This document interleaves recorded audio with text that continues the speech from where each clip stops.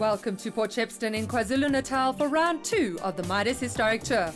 We are at the undulating Dezzi Raceway for the first national circuit race meeting to be held in KZN in over 30 years.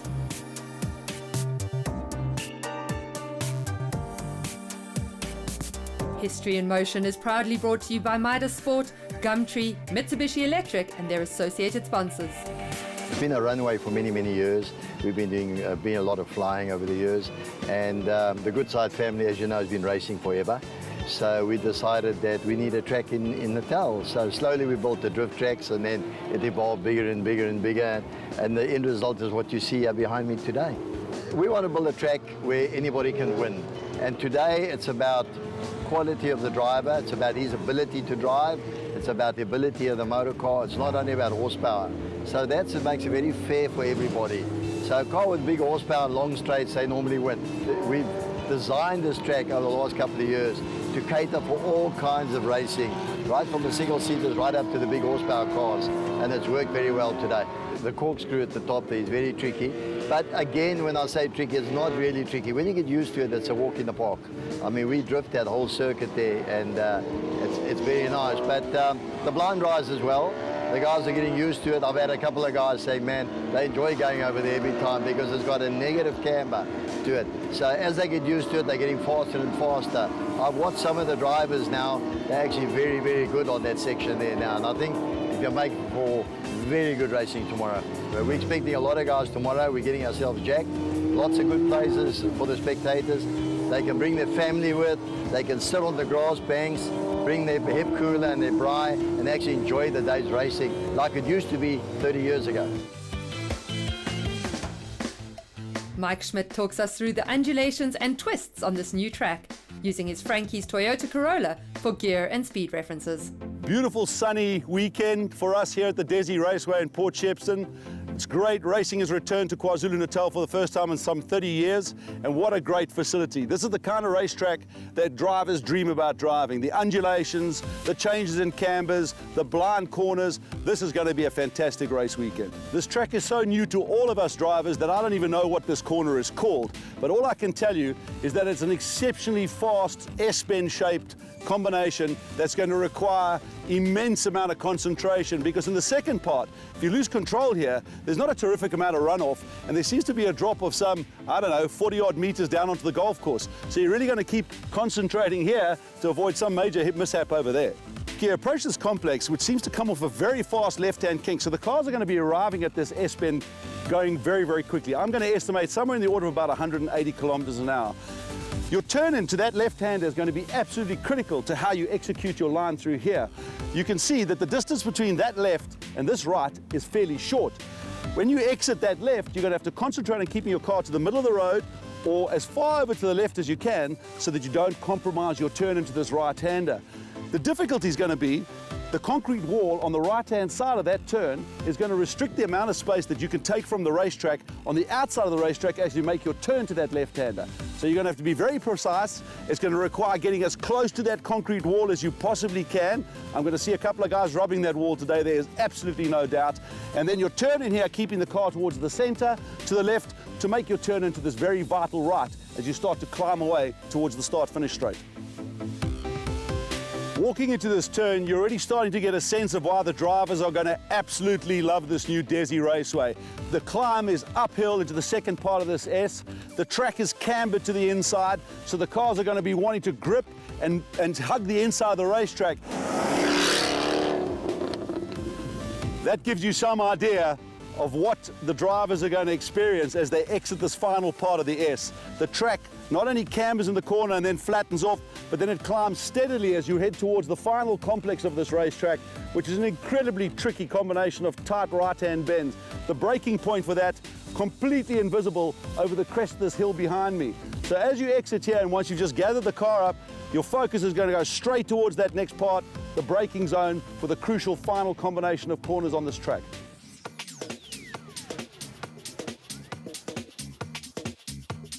The first class to come under starters orders at Dezzi Raceway are the SKF Pre-66 Sports and GTs, Little Giants, Trans Am, Classic Thoroughbreds and the Pre-84 Sports and GTs. They sure make an exciting lineup. It's a bit of a roller coaster, really. I mean, it's so short. I mean, only 2.4 k's and 15 directional changes. It's just a real challenge compared to what we have up in Joburg. But everyone's going to make mistakes. I mean, just yesterday in the first practice session, I went out and put the car into a sandbank because it just came out of the corkscrew just too fast, didn't brake early enough, and it just runs away from you. So it's just learning each little finite piece of the track and then applying that. It's fantastic to have a circuit in KwaZulu-Natal. South Africa always needs more racing circuits, and KwaZulu-Natal's always been starved of racing, and the guys love it down here, so it's fantastic. We really take our hats off to Des Goodside. Yeah, new track, a lot of corners to learn, quite a busy track. There are a lot of corners in 2.5 kilometers, but yeah, having fun and enjoying it so far. My Chevron is fantastic. It's really corners incredibly well in low speed corners, so it really suits this track. So I think I'm on pole with the Chevron, which is fantastic. Obviously the big V8s and the Chev Nova a bit later in the day, that'll be a little bit more of a handful. Those things don't like to go around corners, so but it's the same for everyone, so it'll be great. Leading the 23-car-strong field into the Turn 1 left-hander is Jonathan du Toit in the Chevron B8. Alongside him is the backdraft Cobra of Tony Martin. Colin Ellison and Peter Jenkins make it an all-Chevron affair on row 2, and Van der Vonk leads the Ford Escort Assault from 10th position. The first race at Dezzi Raceway gets underway, and Jonathan du Toit gets the power down fast as the field crossed the start line and charged down to Turn 1. Du Toit making the most of his pole position to pull away from Tony Martin. The more nimble Chevron B8 out-qualifying Martin by 1.4 seconds. Mike McLaughlin beginning to put some pressure on the Genie Racing Lola of Colin Clay. Clay manages to fend off the Cobra, but has the Lola T70 of Mark du Toit in his sights as they head down the corkscrew for the first time. The green and blue Porsche 911 of Stefan Puschaves has a comfortable margin over the orange Porsche 911 of Fred Koenig. Looking back from Koenig, we see the Ford Escort of Grant Duckham lead Van der Vonk around the tight right hairpin. Vonk pulls out and has a look as the pair exit the bend and make their way down the hill. Vonk keeps the right-hand line as they hurtle down the hill into the sweeping right-hander. This gives him the advantage, and he makes the pass. Gary Swan in the 69 Cobra leads the MPT Sports of Dennis McBeath and the Mazda 323 of Colin Green down the hill through the left-hander into the sweeping right hairpin at the bottom of the track. Dennis McBeath closes in on Swan as they head into the tight left-hand turn, which will take them through the trees and up through the S's.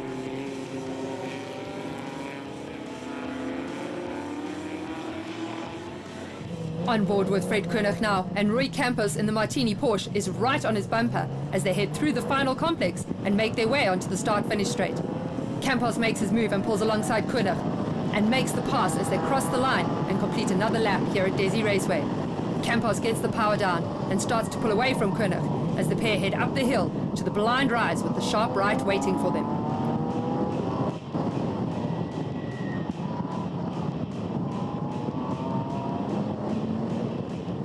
Fantastic view of the ocean as the cars drop down into the corkscrew. Not that they'll have any time to take in the scenery. Through the corkscrew the Porsche 911 goes before climbing up through the left-hander and lining itself up for the tight right. That's Colin Green, who goes straight on at turn 1, and he eventually gets himself back on the track, but that has cost him dearly as Gary Swan passes him. Peter Jenkins in the yellow Chevron passes the pair on the inside. The Nucleus Supply Chain Chevron B19 with Peter Jenkins at the wheel currently lies in second position. Colin Clay in the Genie Racing Lola is in third and laps the MPT Sports. Mark du Toit in the Trans Africa Racing Lola T70 follows Clay through and will be looking to gain some ground. The Chevron B8 of Jonathan du Toit has a comfortable lead ahead of Jenkins' Chevron as he leads the alpha battle of Clive Densham and Pierre Duval up to the top of the track. Clive Densham is usually very quick in his alpha, but he'll have his work cut out for him keeping Pierre Duval behind him, as the pair are fairly evenly matched. Through the corkscrew they go, and up to the hairpin. A great battle developing between the pair, as Duval tries to close down on Densham.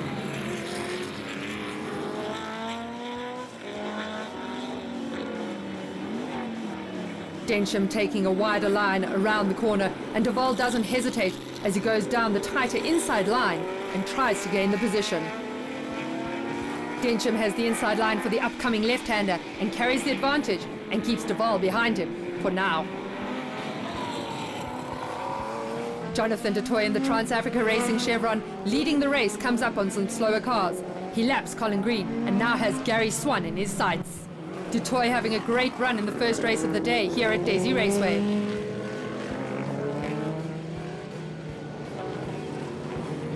Fred Koenig ahead of Van der Vonk, and this is the battle for 7th position. The orange Porsche leads the yellow Ford Escort round the hairpin, and they power towards the downhill sweeping left-hander. Koenig and Vonk coming up on some traffic as they make their way down the hill. Past McLeod and Green they go, hugging the inside line.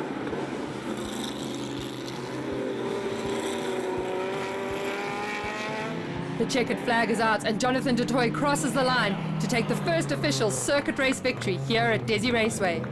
A very elated Du Toit waves to the crowd and the marshals alike. Peter Jenkins takes the Pre-84 Sports and GT honours. Colin Clay edged out Mark Du Toit by 0.8 of a second to take third. Trans Am was won by Van der Vonk, Classic Thoroughbreds by Grant Duckham, and Clive Densham took the Pre-66 Sports and GT spoils.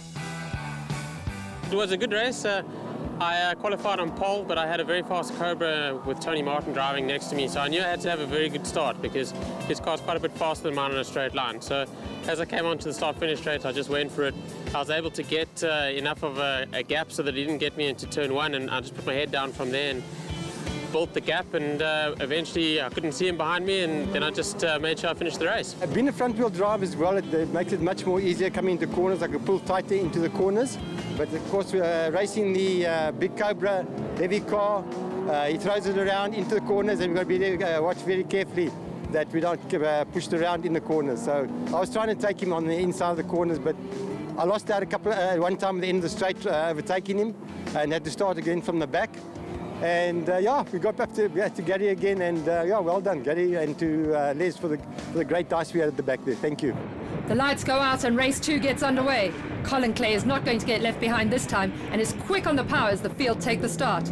Jonathan Du Toit has the inside line and keeps the lead as they round turn 1 and head up the hill to the blind rise before turn 2. The Cobra and the Lola are already in battle as Mike McLaughlin tries to make a move down the inside of Mark Du Toit's Lola. The rest of the field file through the right-hander, JP Bredenhen in the Mini, closing on the GSM Dart of Chad Ten Dushata. Through the corkscrew for the first time, and McLaughlin has passed Du Toit, and the Martini Porsche of Campos is now closing in. Behind them are the Porsches of Fred Koenig and Pushevez, and that is bound to become a great battle. Coming down the start-finish straight, and it's the Cobra of Mike McLaughlin, which runs wide, pushing hard, looking for a way past the Chevron B19 of Jenkins. Into turn 1, and McLaughlin has the inside line. Jenkins keeps the power down, though, and manages to pull away slightly as they climb up the hill. Mark Du Toit in his Lola is just behind the pair and is ready to pounce should McLaughlin or Jenkins falter. Coming through the trees and into the tricky left-hander, Jonathan Du Toit gets it all crossed up as he clips the apex. He manages to keep the Chevron on the track and recovers well to continue on his way. In the battle for second, Clay has managed to pull a bit of a gap between himself and Jenkins, who has his mirrors full of Tony Martin's Cobra. Lock up there for Martin, and he goes straight on into the embankment, and that has got to hurt. A lot of damage to that car there. Let's have a look at the replay. You can see Martin has the inside line and he brakes very late, if at all. That means Jenkins has to do a lot of avoiding, but that was some heavy impact into the embankment. From Pushevez's onboard, you can see just how hard Martin hit the embankment and the angle he is now stranded at. A very unfortunate incident for Martin, but luckily there's no damage to him, although the car definitely requires some TLC. The second Cobra of McLaughlin has found his way past Jenkins and is now hot on the heels of Colin Clay in the Lola.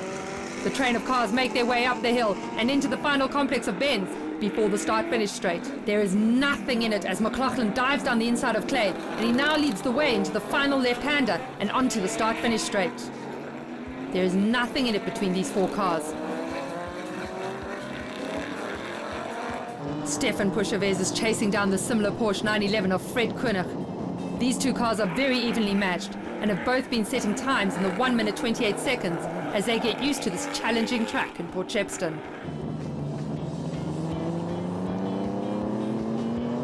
Colin Clay coming under pressure from Peter Jenkins as the Chevron tries a move down the inside as they make their way around the bottom of the track. Jenkins forcing Clay wide on the exit. Side by side they race. Jenkins switches back and tries for the inside line to the next corner. He doesn't make it though, and Clay hangs on to third place. The battle between Clay and Jenkins has allowed Mark du Toit to close in on the pair. Side by side, the Lola and the Chevron go. Du Toit powers down and makes the pass around the outside as they head into turn 1, possibly traffic working to his advantage as well. Chad Tendershot will have his mirrors full of the faster cars as they bear down on him, heading into the corkscrew. Almost 3 abreast they head into the corkscrew. Duchat still ahead of Du Toit and Jenkins. Jenkins takes the outside line, which will make his entry into the hairpin tricky. But the Chevron uses its power advantage and heavy braking into the hairpin. He gets the position back from Du Toit. Du Toit possibly getting held up slightly by the dart of Chad 10. Eventually Du Toit gets past, but Jenkins is now on the power and beginning to pull a bit of a gap again, and Du Toit will have his work cut out to get past the Chevron again.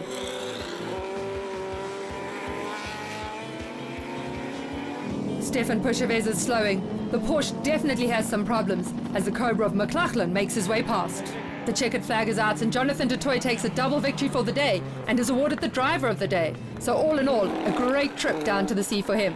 The battle for third place is not over yet. Clay and Jenkins are inches apart as they make their way around the final corner.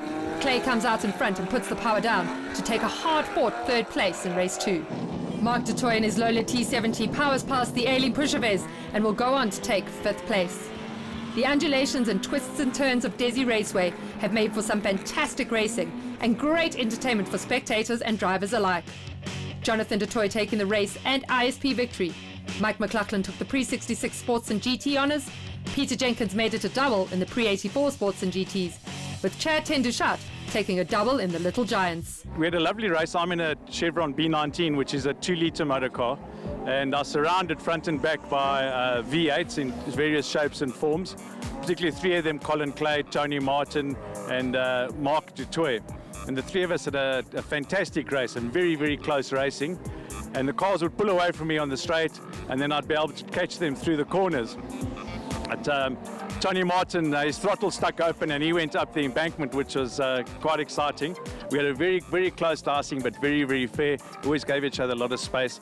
And in fact, some of the local guys, Mark McLachlan came over and he commented on it and he said, geez, you guys drive properly, you drive close, but you drive fair. I think it's a great track. It's probably very different to what any of us have raced on in South Africa, and not what we're used to. But the shape or the format of the track certainly makes you think as a driver. And I think every one of us that has come down here has actually, our driving skills have improved because of the layout of this track. We struggled a little bit today with the big Lola, but all in all, I had a good dice in the second race with the Chevrons and the Cobras.